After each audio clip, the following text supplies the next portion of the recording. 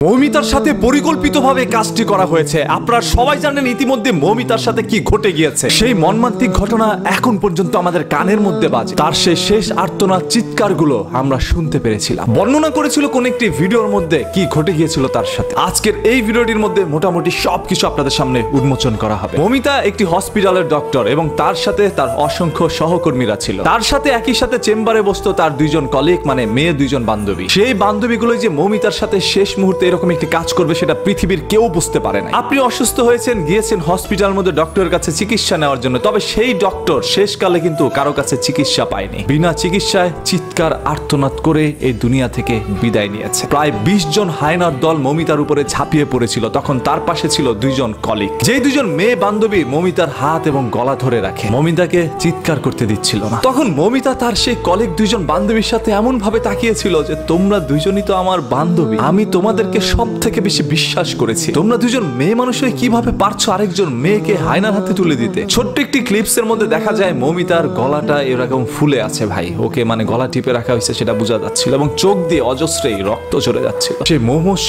ঘটনা এখন পর্যন্ত আমাদের চোখের সামনে ভেসে আসে। রাতের বেলা ঘুমোলে যেন মনে হয় মৌমিতা বাঁচাও বাঁচাও বলে চিৎকার করছে। যেই মানুষটা অসুস্থ মানুষকে চিকিৎসা দিয়ে যাচ্ছিল, তবে তার অসুস্থতার সময় কেউ তাকে চিকিৎসা দিচ্ছিল না। প্রতিদিনের দুপুরবেলা মৌমিতা যেইভাবে লাঞ্চ করে ঠিক একইভাবে সেদিনও লাঞ্চ করেছিল। তার দুজন মেয়ে বান্ধবী বলল চলো আমরা গিয়ে একটু পাশের রুমে গিয়ে একটু বসে ওইখানে বিশ্রাম করি। তাদের কথা মোতাবেক ওই রুমের মধ্যে মৌমিতা চলে যায় এবং সেইখানে সেই হায়নার দলকে ইনফর্ম করা হয় আর হায়নার দলগুলো ওইখানে ঝাঁপিয়ে পড়ে। হঠাৎ করে তার সেই কলিগ বান্ধবীরা যখন মৌমিতাকে ধরে ফেলে তখন তার আর বুঝতে বাকি নেই এখানে পরিকল্পিতভাবে তাকে আনা হয়েছে। এরপর হায়নার দল তাকে ছিঁড়ে বিড়ে খাওয়ার জন্য ব্যস্ত হয়ে পড়ে। মৌমিতা শুধু চিৎকার করে একটি কথা বলছিল, আমাকে অন্ততপক্ষে প্রাণে বেঁচে ফিরতে দাও, আমি আমার মার সাথে একটু দেখা করতে চাই। তাদের হাত পা ধরে আর্তনাদ করছিল, আমাকে প্রাণে বেঁচে ফিরতে দাও, যা কিছু হয়েছে আমি কাউকে এগুলো বলবো না, কোনোদিন কেউ জানতে পারবে না, সবকিছু এইখানেই শেষ। তারপরও মৌমিতাকে সেই সুযোগটি দেওয়া হয়নি। তার সে কলিগ বান্ধবীরাই বলছিল তাড়াতাড়ি করো যা করার। আপনি একবার চিন্তা করেন শরীরের মধ্যে 113টি কামড়ের দাগ পাওয়া যায়। হয়তোবা আমাদের পৃথিবীতে ঘটে যাওয়া এটি একটি ঘটনা যেটা চিরকাল